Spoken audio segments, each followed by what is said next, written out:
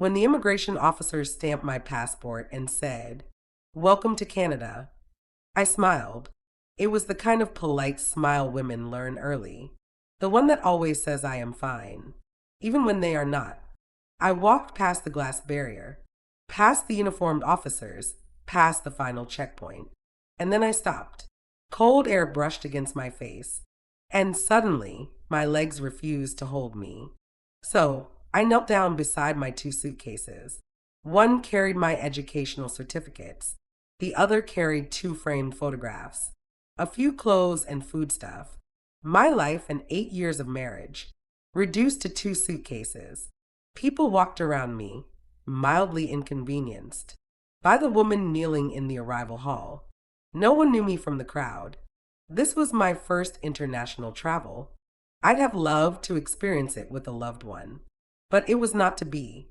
So here I am, an escaped battered woman, in a strange but welcoming country. Though I'm grateful for Canada, my chest felt tight, not from sadness, but from unfamiliar feeling of safety.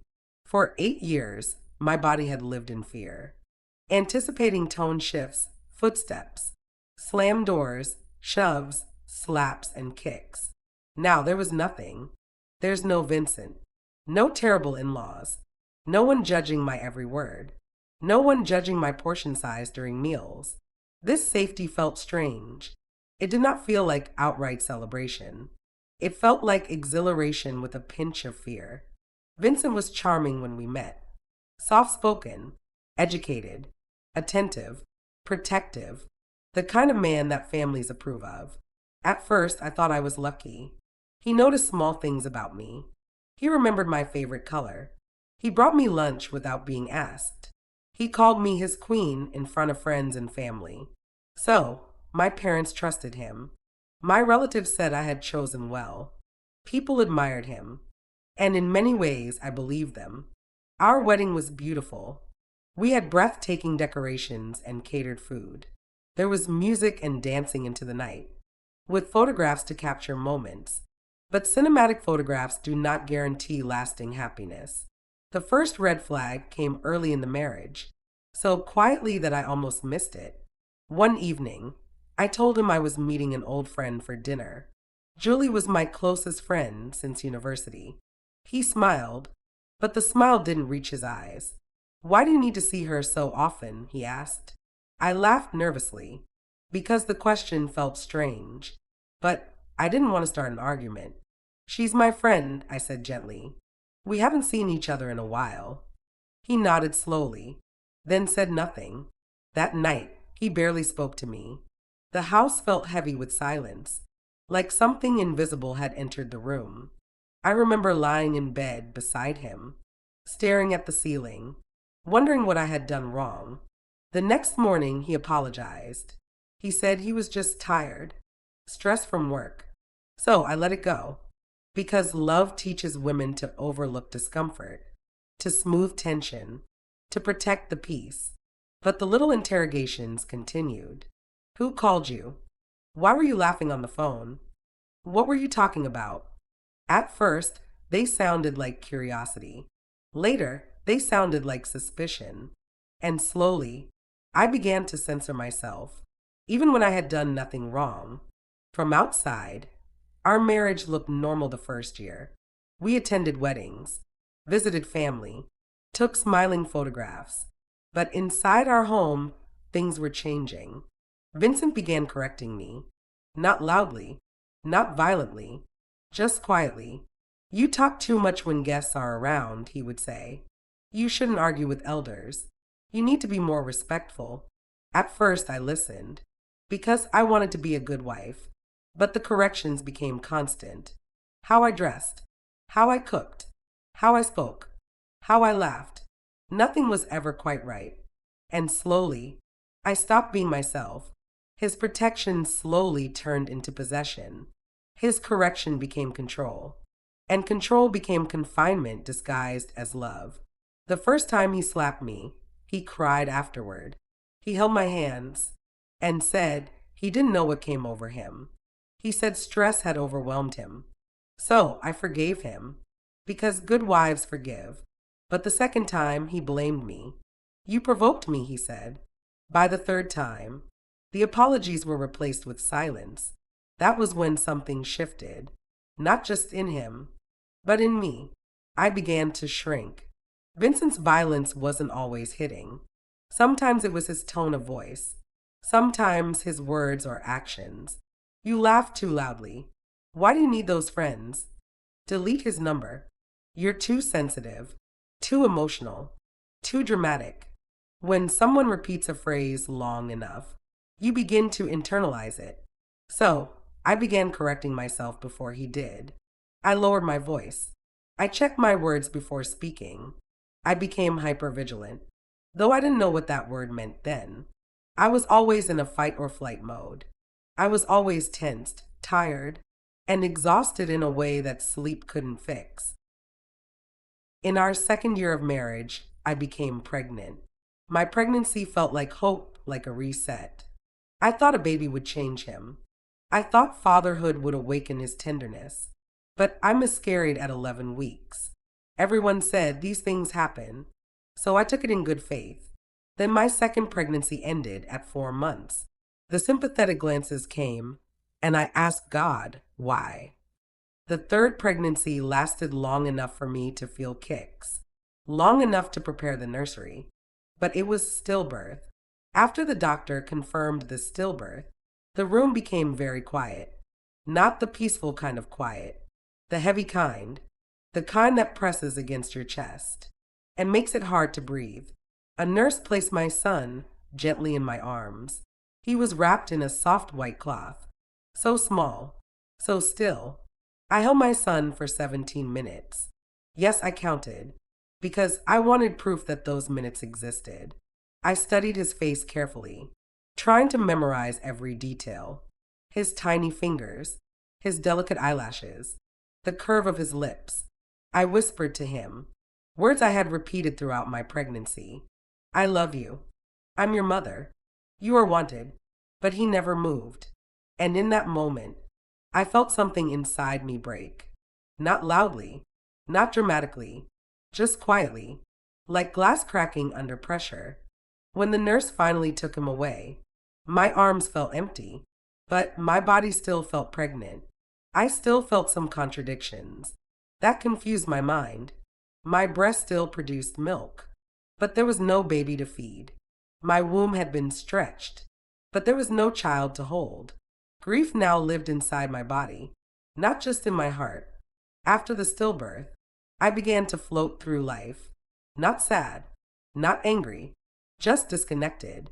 When emotional pain becomes too much, the mind protects itself by stepping away. I stopped recognizing myself. I stopped recognizing joy. And Vincent became colder. His mother hissed in my face whenever we met. His family whispered when I walked past. They said I was defective, broken, incomplete. My fourth pregnancy was fragile from the beginning. I did not tell many people, because I was afraid to hope. Then one night the pain started. Low, deep, persistent. I pressed my palm against my stomach and waited. Then I told Vincent, not looking up from his phone. He said, just manage it. As if my pain was an inconvenience, as if my body was overreacting. But the pain worsened, and I told him again. He sighed loudly and said, you're always exaggerating. Me, a pregnant woman, exaggerating her pain. I endured it throughout the night. Morning came, and he dressed for work, buttoning his shirt and adjusting his cufflinks. He said, I have important meetings today. Just rest and stop being dramatic. And he left. I remember staring at the closed door and realizing, if I died in this house, my death would be just an inconvenience to him. So I went to the hospital alone. The doctor spoke gently. There was no heartbeat. I needed a D and amp C. A middle-aged nurse held my hand, because my husband was absent. When Vincent came home that evening, I told him. He grunted, then muttered under his breath, I don't know why you can't do simple things that come naturally to women. That sentence did something to me that his violence never did. It made me see clearly. that I was not loved, but I had been evaluated and found inadequate. That night I lay awake, not crying, just thinking. I replayed every time he said I was dramatic, every time he minimized my pain, every time I apologized for existing. And I realized something terrifying. I had begun to believe him. In 8 years, I had begun to think that my suffering was an exaggeration, that my grief was weakness, that my miscarriages were personal failures. His gaslighting had worked. Until that sentence that evening, because something in me snapped back into place, not loudly but quietly. I realized that I am not dramatic. I am grieving. I am not weak. I am wounded. I am not defective. I am only human. That was the night I knew I'd walk away. And Julie was the only one who knew, the only one who supported my decision, the only one eager to help me.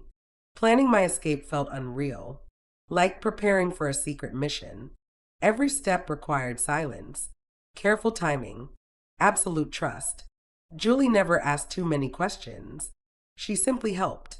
Some evenings, we sat at her kitchen table, with papers spread out in front of us, application forms, passport copies, bank statements, photographs. We worked quietly, in her house, or at her office, our voices low, our movements cautious, because discovery would have been dangerous. Sometimes, my hands trembled while filling the forms, not from weakness but from fear. Fear of being caught, fear of failing, fear of hoping, because hope can be terrifying when you have been disappointed too many times. My application was filled on her laptop. Her home was used as my address. Every email was opened on her laptop. We never spoke about it in public. Our calls and text messages were in codes. My passport came back on a Monday. Julie and I went together to pick it up. It was during office hours, so we went to her house to open it in private. Seeing the visa felt unreal. We cried together on her bed. I didn't celebrate, because it could make me careless, and I was not safe until I left permanently. So, we continued to move in silence. At home, I packed discreetly so that Vincent wouldn't notice. The real packing happened at Julie's house. We packed my certificates carefully. They were proofs that I had once been intelligent, capable, and ambitious. I needed those documents because I had starting to forget that version of myself. The day I left felt like a normal day. I pretended to go to work, but went directly to Julie's to finish packing. She drove us to the airport about 6 hours before my flight, and the drive to the airport felt longer than usual, even though the roads were familiar. We spoke very little in the car, not because we had nothing to say, but because words felt fragile. The rain tapped softly against the car throughout, like a quiet goodbye. At one point, Julie reached across the seat to hold my hand. Her grip was firm, steady, reassuring. Neither of us cried. Not yet. We were both holding back our emotions tightly, like water behind a dam. When the airport building finally appeared in the distance, my stomach tightened. I acknowledged that this was really happening. There was no turning back. Inside the building, we spent the time crying and praying. It rained on and off throughout the day. Maybe the sky was crying with us. Then it was time for me to go through boarding, but before I could stand, Julie squeezed something into my hand. It was one of her ATM cards and some phone cards. She said, "Open a bank account and call me for directions." Her action left me speechless. Hugging me, she added, "Do not come back here unless it's on your terms." I broke down again because I couldn't thank this woman enough. She was my angel, a friend closer than a sibling.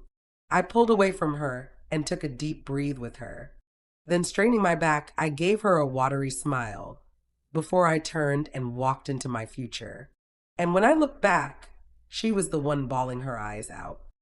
Now here I am, kneeling on the floor of the airport in Canada with just 2 suitcases.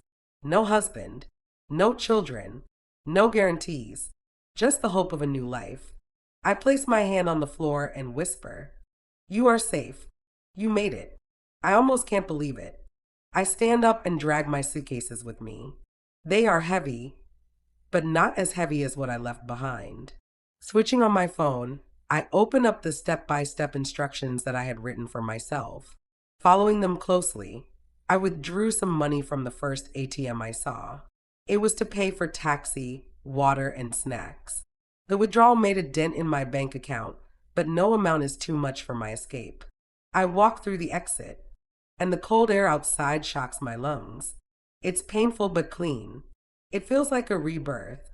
Though I have no job yet, no permanent home, no family nearby, I have something I'd not had in years. I had choice. My first night in Canada was very quiet, too quiet. I stayed in a small room in a shared flat, arranged by Julie's friend. The bed was narrow and the walls were plain. Nothing about the room felt personal, but it felt safe. Once I entered, I didn't come out again.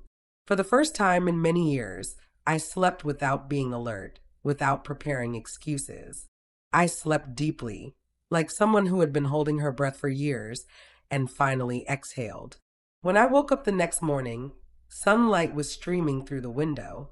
Bright, gentle, unthreatening. I sit on the edge of the bed and listen to the silence. No tension, no fear, no danger, just quiet. And in that quiet, I realized something profound. I am safe to start my life afresh. And starting from today, I will walk out the door as a new woman, ready to make friends and ask for help when necessary. People think leaving is always dramatic, but it doesn't have to be. Rather, healing is quiet. It's relearning that your feelings are valid. It's trusting your body again. It's understanding that being in survival mode is not a personality. Leaving like a thief in the night, with little traces left behind, was the start of my healing. I will start healing now at my own pace, one feeling at a time. My 2 suitcases did not carry my entire life. They carried what remained after I chose myself. And sometimes, choosing yourself is the loudest thing you will ever do, even if no one else hears it. If you've listened to my story this far, I thank you. My story is not a new one. Rather, it can be a reminder to people at a standstill about their situation. Just know, you can rediscover yourself. But firstly, you have to realize that you deserve more. And sometimes that realization alone is the beginning of your healing. Thank you.